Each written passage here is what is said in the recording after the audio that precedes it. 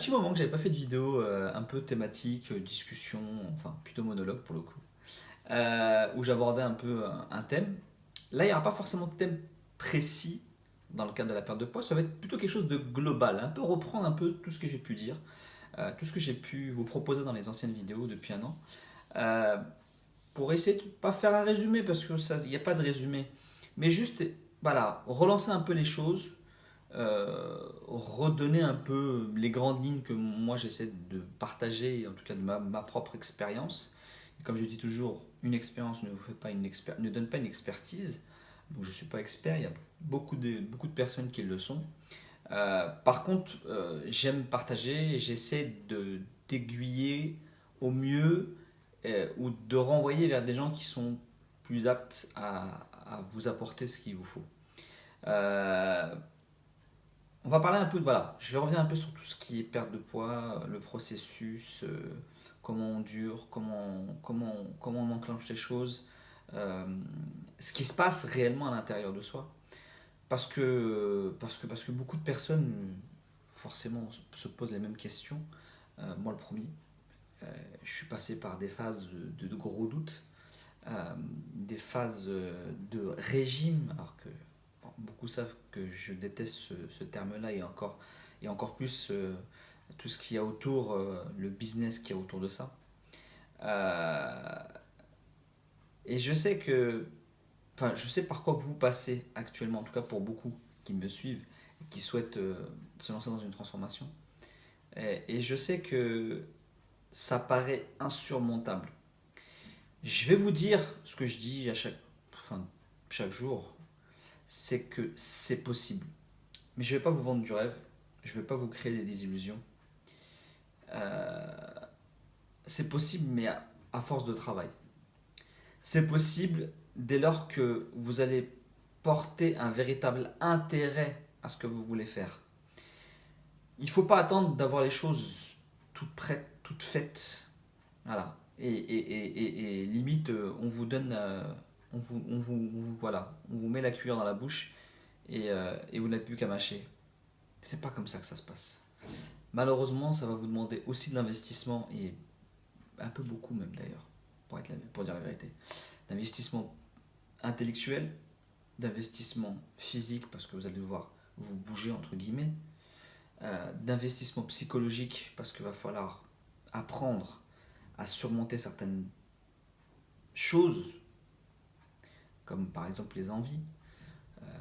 Je sais ce que c'est que d'avoir des envies, je sais ce que c'est que d'avoir des pulsions, je sais ce que c'est que d'être pris d'une quelque chose qui monte, qui est là, qui est à l'intérieur de vous, qui vous dit mange ce truc-là, t'as envie de ce truc-là, faut que tu le prennes. C'est limite comme si on n'arrivait pas, enfin si on qu'on n'arriverait jamais je sais pas comment dire, mais jamais à résister à cette envie-là. Comme si y résister serait, je sais pas comment dire, mais c'est tellement fort parce que je le ressens encore, enfin dans le sens où je le vis encore, dans le, que enfin, je sais même pas comment vous l'expliquer tellement c'est difficile, mais je pense que vous le comprenez. C'est quelque chose de tellement intérieur, tellement fort et puissant qu'on se dit on va pas survivre. Voilà, on va pas y survivre. On ne survivra pas si on ne craque pas à cette envie qui nous submerge actuellement. J'y suis passé. Ça fait un an que j'ai plus mes crises d'addiction au sucre, plus d'un an maintenant, et je peux vous assurer que c'est à force de travail. Je ne peux pas vous donner des outils pour vous dire comment en sortir parce que c'est tellement propre à chacun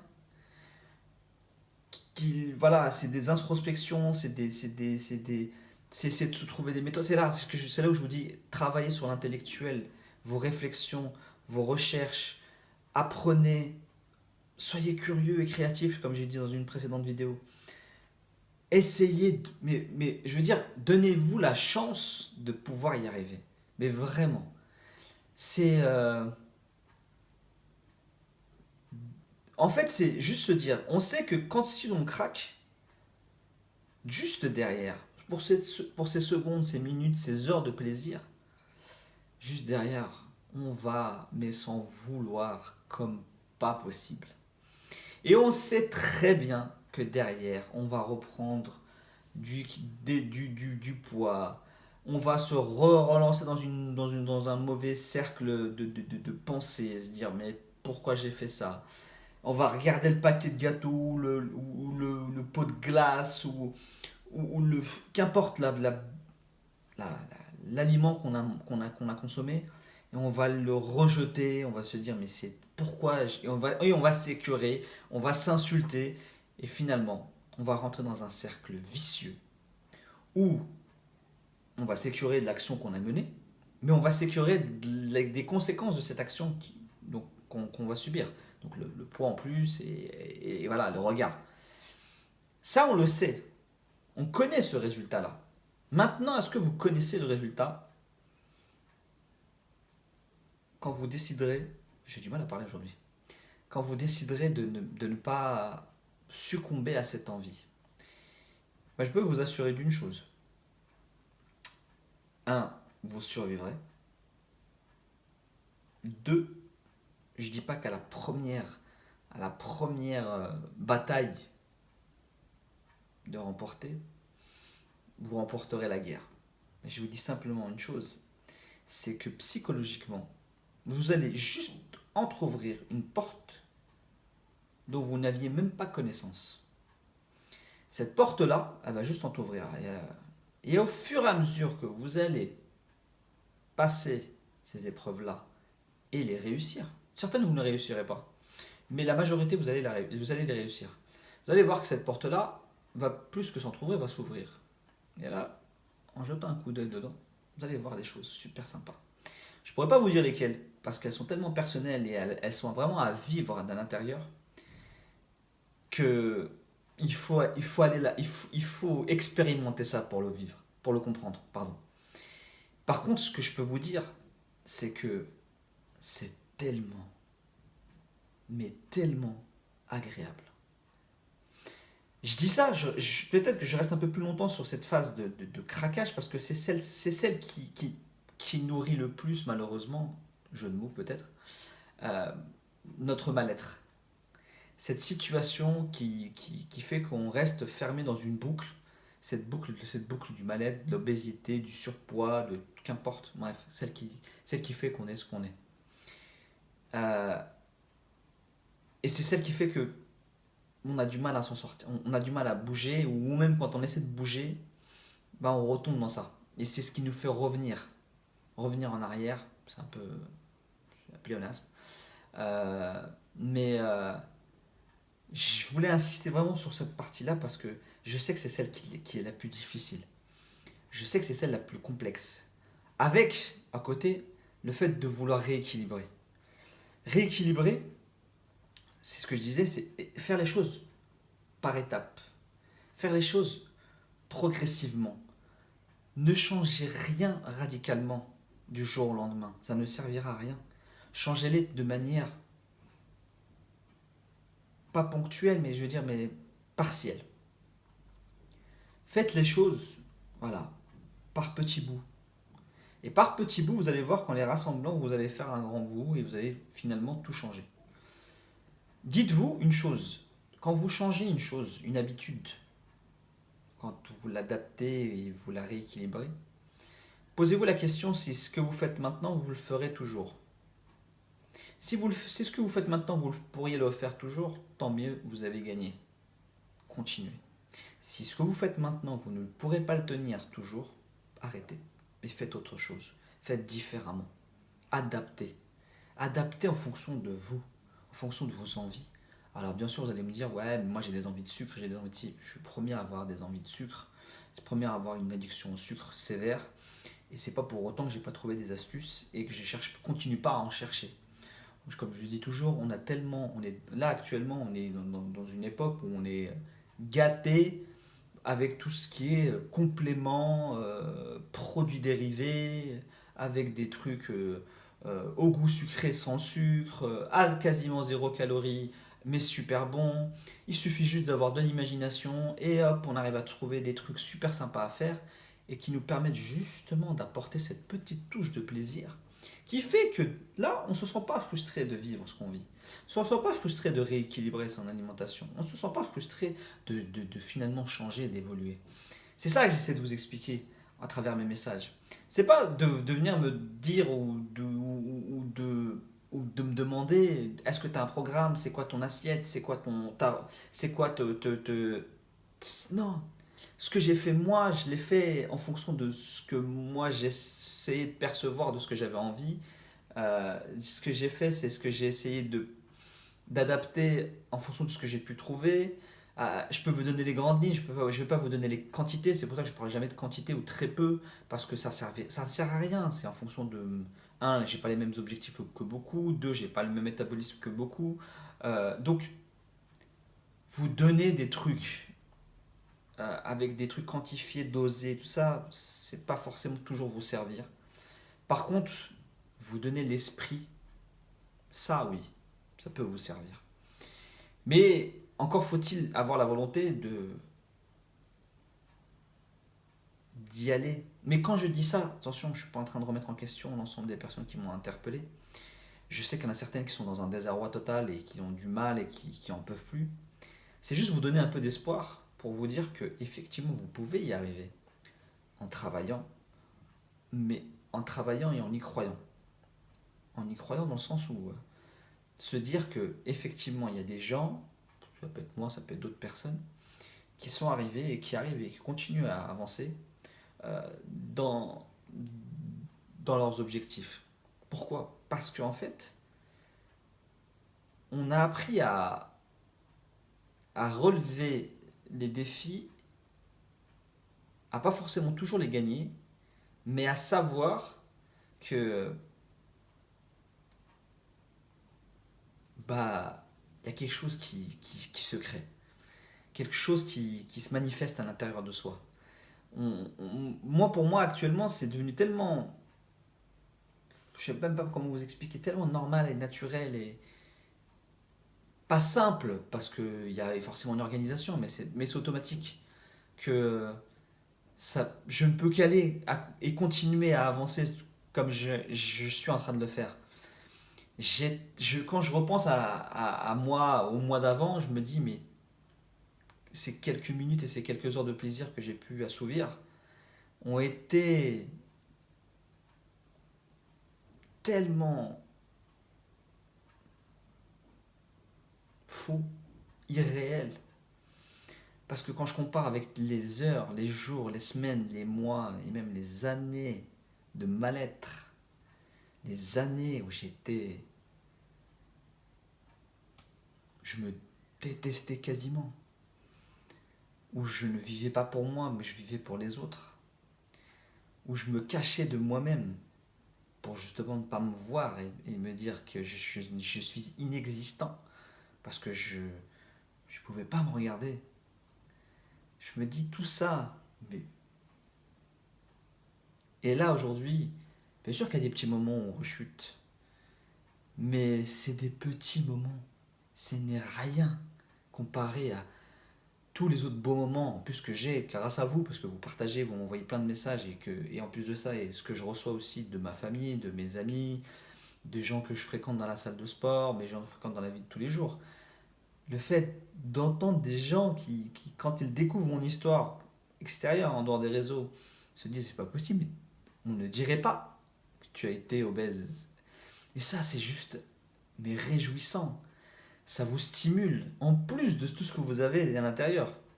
Et ça, je vous le souhaite à toutes et à tous, parce que ça n'a pas de prix, ça a pas de... Je ne sais même pas comment vous l'exprimer, mais je vous souhaite de le ressentir. Juste continuez à vous donner les moyens de. Continuez à y croire. Ne pensez pas que c'est une fatalité et que c'est fini. Que vous allez forcément échouer. Que si vous ne succombez pas à la pulsion, à l'envie, à la crise, vous allez mourir, vous allez pas survivre à ce truc-là. Non, vous allez y survivre.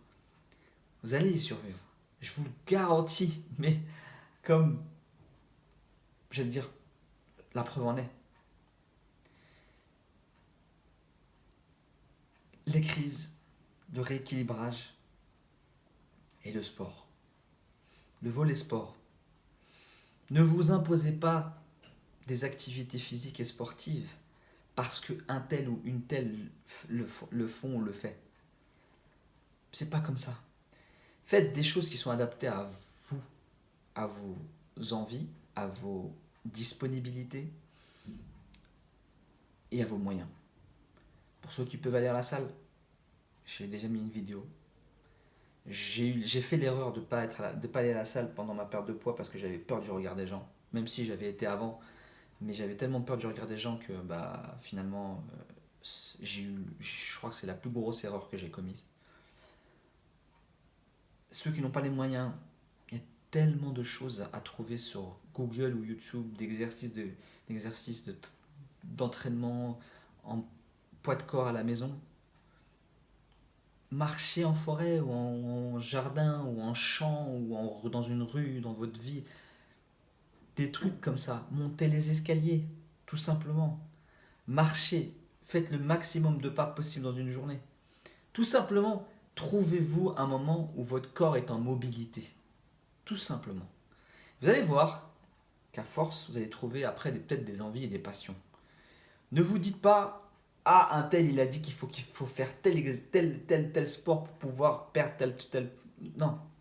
Alors, effectivement, bien sûr, faire de la musculation, du fitness, augmenter sa masse musculaire, donc augmenter son métabolisme, fait qu'on peut on augmente ses dépenses caloriques.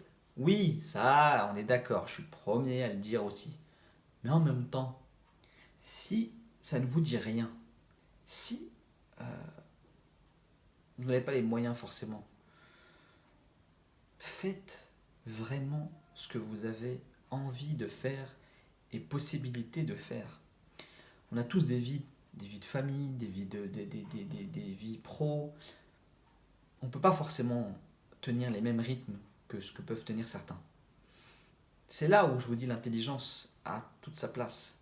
C'est d'adapter en fonction de ce qu'on peut faire. On ne vous demande pas de faire 3, 4, 5, 6, 7 entraînements, vous entraînez tous les jours. Mais juste marcher, on peut le faire tous les jours. Monter les escaliers, on peut le faire tous les jours quand on a les capacités physiques, bien sûr. Euh, Faire des exercices à la maison, on peut le faire. On est chez soi.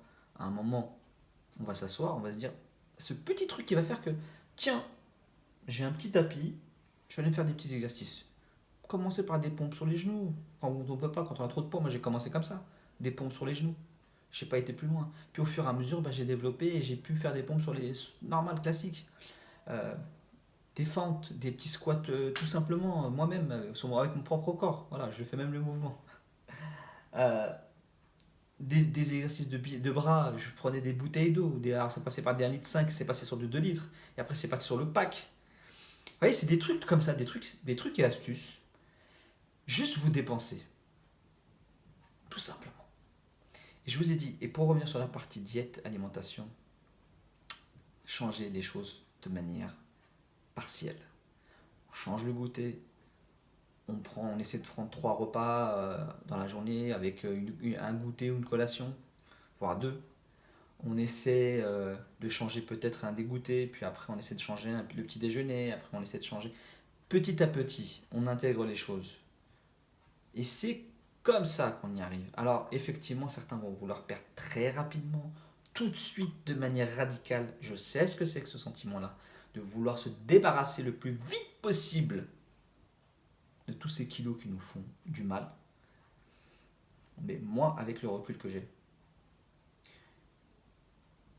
c'est une erreur. C'est une erreur parce que, il y a des conséquences physiques. Beaucoup le savent, j'ai beaucoup d'excédents de peau. Et 2, c'est aussi des conséquences psychologiques. Il faut savoir une chose, quand on perd très vite du poids, le corps évolue, mais l'esprit n'évolue pas aussi vite que le corps. On pourrait se dire, mais non, tu réfléchis, tu as des réactions, ton cerveau, des connexions intersynaptiques, voilà. Non, c'est pas comme ça que ça fonctionne.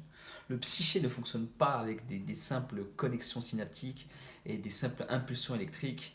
Et voilà. Non, le psyché, il est beaucoup plus lourd que ça. Le regard sur soi, il est beaucoup plus lourd que ça. Quand vous avez été obèse pendant des années,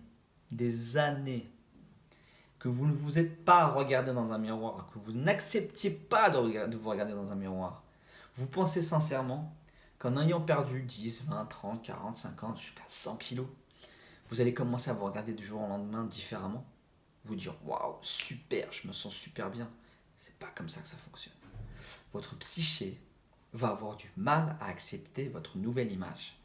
Votre psyché va faire en sorte que vous rejetiez cette nouvelle image. Et ça, derrière, quand vous entamez une phase de stabilisation, c'est encore plus compliqué à gérer. Parce que des fois, je pense, et je ne suis pas scientifique, je ne suis pas expert, mais je pense que le fait qu'il y ait des pertes de poids incroyables et rapides, et que malheureusement il y ait des échecs derrière, c'est parce que aussi, alors la question aussi est alimentaire et de rééquilibrage, mais je pense que aussi, c'est parce que le psychologique n'a pas suivi, il n'a pas été préparé, et que forcément, à un moment, il y a eu une dissonance entre les deux, et le psyché a tiré vers lui le physique.